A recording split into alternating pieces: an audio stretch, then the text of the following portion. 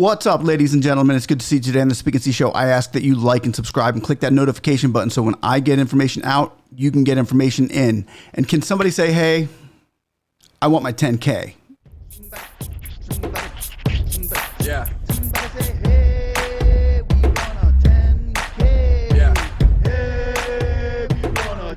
So we're getting ready to dive into the age-long question, which is who put the policy map there? The EIDL $10,000 grant policy map. We've gotten no direct answers, but I think we just found our guilty party as to who put it there. And I think it's coming from this guy right here. I'm going to minimize my face out of the way so that you can get a good look at him. So here he is. Ben Cardin. What did he say at the committee hearing the other day? I'm going to play it right now. And I guess you all like, subscribe, and we're going to keep on continuing fighting for this EIDL grant. Check it out. The audio might be falling out a little bit behind his voice here, but pay attention to what he's saying. This is the actual footage. I am aware of several requests that were made by what we think the current policy should be in regards to these resource partners. Now, the question I'm going to ask deals with a view that I have that may differ from Senator Paul and other members of this committee. I look at the commercial banks and their record of providing assistance in disadvantaged communities, and it's not a good record. And we all agree that we want to use the talent in every community and the energy in every community to build not only personal wealth and accomplishment, but also economic strength for our whole country. So it was for good reason that we established access to capital programs for disadvantaged communities or for smaller businesses, because the private sector wasn't providing that opportunity. I'm going to have to stop him right there. I'm going to repeat what he just said. He said it was for good reason that we established access to capital programs for disadvantaged communities or for smaller businesses because the private sector wasn't providing the opportunity.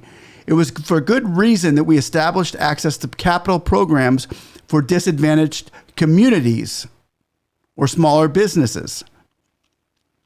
Look, I get it, Ben. I get it that you established these programs for disadvantaged communities, for smaller communities.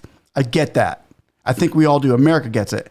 But what does that have to do with shutting us down for COVID and promising us a $10,000 EIDL grant?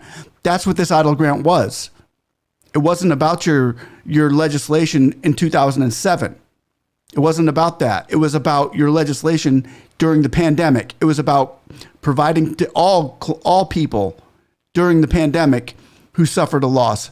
Now it's coming out that you had preordained this to happen, and you used EIDL grant money to get your way, to put this money into the hands of the people you wanted it to. I'm going to play a little bit further.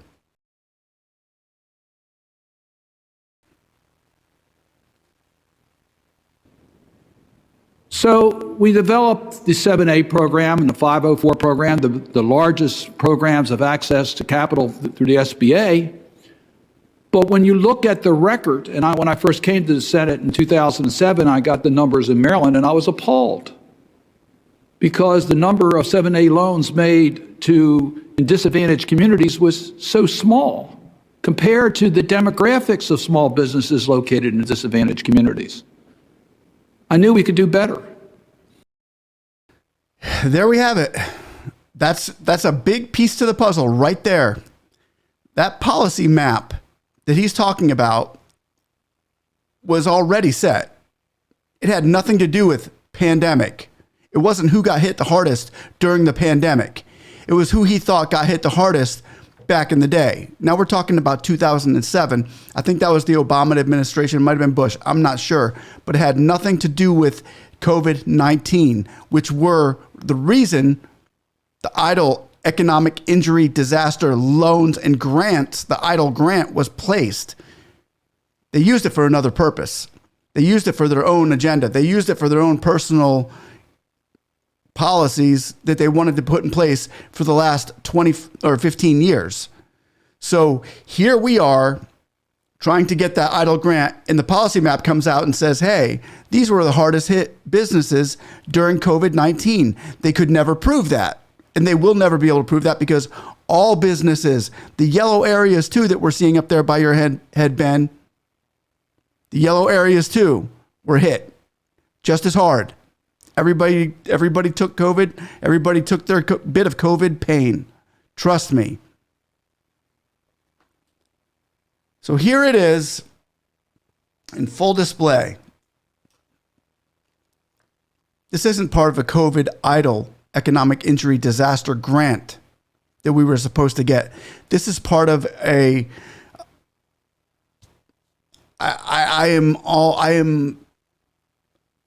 would like to say have another reason for that map being there. I would like to say, yeah, it was just the purple areas that got hit. But I know from all the viewers that I have watching and still trying to get that EIDL grant that were affected by COVID, that they locked the doors in the yellow areas too. They shut the businesses down in the yellow areas too. This wasn't about what he made it about. It was a wag in the tail. I mean, I guess, like they say, you never let a good pandemic go to waste, right? Well, he didn't. There's more. I'm going to play it. We'll go ahead and we'll listen to it. But if I could stop right there. I could stop right there, and that would be enough. That would be enough. And yes, we did develop other programs, such as the Community Advantage 7A program and the microloan programs, and they work much better. They do. There's much better participation in all communities in those programs. But I mention that because we want to provide opportunities to all communities. So as I look at our resource partners, I want to know what you're doing, because you are the services that we're providing, particularly to the vulnerable small businesses. So tell me how your program is providing opportunities to small businesses who otherwise may not be given an opportunity to survive, how you are able to do that under the existing program. And if you need additional help, please let me know. Why don't I start with Mr. Rowe in regards to the SBDCs? I'll answer that for you, Ben. How you can provide, no, wait. Here he goes off. Before I answer that for him, here he goes off in a tangent about how he can provide more to the disadvantaged communities. The first thing we need to do is fix what was broken to begin with. The first thing you need to do is provide the $10,000 EIDL grant that was supposed to go to all Americans, because we were all at a disadvantage when you locked our doors and shut them during the COVID pandemic. And here he goes trying to spin it off on, what are you going to do out there, people? What are you going to do? We put you in charge of this. And he's trying to hand it over to them. What do we do to provide to the disadvantaged communities? I'm all for providing for that. I'm all for setting aside funds for that, which should have been done separately from the EIDL grant, because those are not economic injury disaster loans. Those are disadvantaged loans, like 7A loans, like he's talking about, that have already been going out to these communities for as long as we know. We had a young lady after come on this, her name I think was Hannah Cox. And she came on and gave a beautiful statement on how the women are not only getting the loans the way there's more than they were, but they're at an advantage. They're more advantageous to get it. It's more of a privilege than it is just an equal rights thing. And I'm all for women getting loans as well, and separate programs for that. But if we bunch them all into one and just say, let's make America America and put everybody on the same level playing field, then we would have gotten the EIDL grants the way that it was intended in the CARES Act. Oh, Ben. This is our corporate. This is the guy who is not only responsible for the policy map, as he's saying right there, that he's had it in mind the whole time since he came into the Senate in 2007, and he finally got to dish it out. And a lot of Americans, millions of Americans, took the punishment that he gave them, that he gave America, by putting that policy. It didn't have to be there. I'll put it that way. That policy map could have been removed, and it still can be. And where's Jackie Rosen at the time? I don't know. But she has a bill out there, S513, that would remove that thing. Let's see what else we got. For that point, because I do think the regulatory environment, the tax environment, is a very important point for encouraging small business entrepreneurs. And I thank you for that. I talked about some areas where regulations I do think have a disproportionate negative impact on lower income and disadvantaged communities. The alcohol licensing, the marijuana licensing, the occupational licensing, the home-based businesses. I think the SBA could serve a really positive role here. It has an Office of Advocacy, the SBA, I assume that you have oversight over it, that, their role is to examine other government rules and regulations and to find out what is too onerous. And in fact, for example, I discussed home-based businesses. They did a fantastic report a decade or so ago about home-based businesses and some of the burdens that they faced from local government zoning. So I think that reinvigorating that office would be a great way, to shine a light on some of these regulations that disproportionately hurt some communities. Good suggestion. There's no question that particularly those with less capital have very little opportunity. Okay, I just want to touch up on what that gentleman just said, because what he said is inaccurate. It's not the SBA's job. It's not the SBA's job to be an advocate of the money. The SBA's job is not to determine where the money goes based on where they think it's best. The SBA's job is to send the money due to the way Congress and the Senate have given them the laws to do it in. I've given you the law to distribute the money this way. You cannot make up new rules. The SBA is not in charge of making the rules. The Congress and the Senate make the laws and the rules as to where this money goes.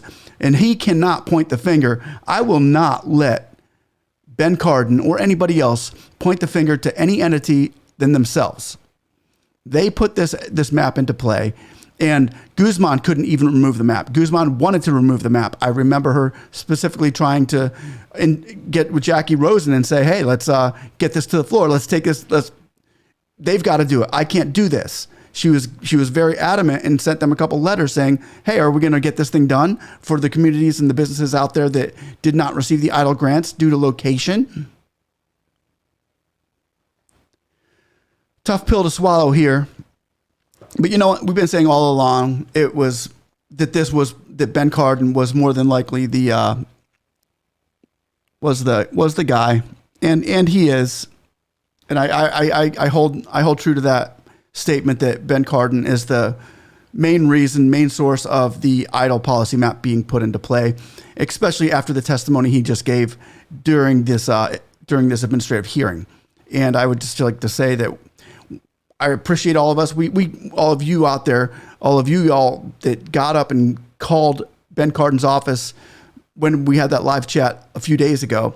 We're calling Ben Cardin and Rosen, and who else did we call? We called Nydia Velasquez, and we called Blaine Lukemeyer. I think we might have called him, but we called up offices Marco Rubio, Rand Paul, and those guys, and let them know that we are really upset about being left out of the grant due to the policy map. And we got to continue pushing that. Now that we know who the main corporate is and how he really feels, I don't think we could change Ben Cardin's mind on what he did.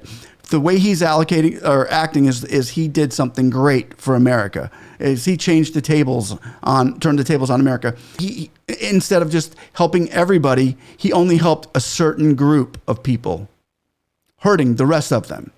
Which, if you're watching this now, is probably you. You didn't get the $10,000 EIDL grant, which is why we're going to keep fighting for it. And now we have a little bit more ammunition as to who put that there. This is breaking. I just never knew he felt that way. And I've been watching him for 3 years trying to get the information on who put that policy map there. Now I know. Now I know that he was a big part of it. I'm sure more were involved. And I'm not sure that it matters if we know who else was involved. But now that we get the picture, now that he's drawn us a picture on how he's felt for so long to get a certain rule implemented, and he took it out on the EIDL grant to get his way done, and that just cut out so many millions of American small businesses who needed that money. Oh, it's infuriating. It's infuriating, but you know, this is politics for you. This is it. This is like this is the hardcore politics of it. Oh, I'm so glad I'm not in that arena. And I've never been in this arena until I started following the SBA and looking to get helping people with loans and grants and how to get their money.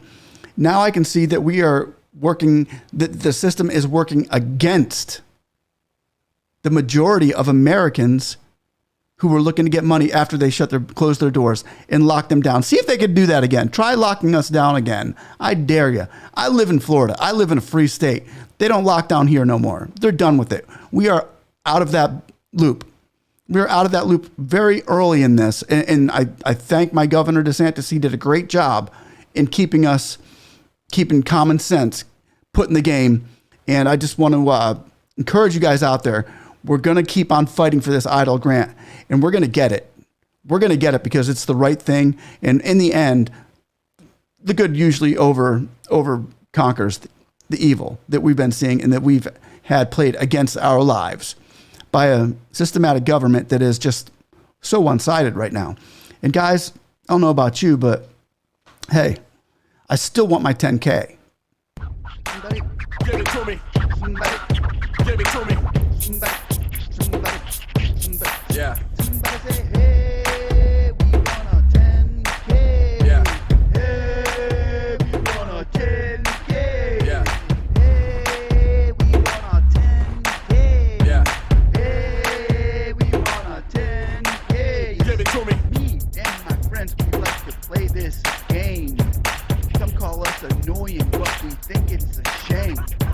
All find time to chat and go live and get with the House and Senate on the phone and online. We even tweet the press when we feel like we're stuck on Bill S513. They'll say we're out of luck, but I think that it's time that they hear our voice and then we say it louder because it's our choice. We say, hey, we want a 10K. Got it? We got it.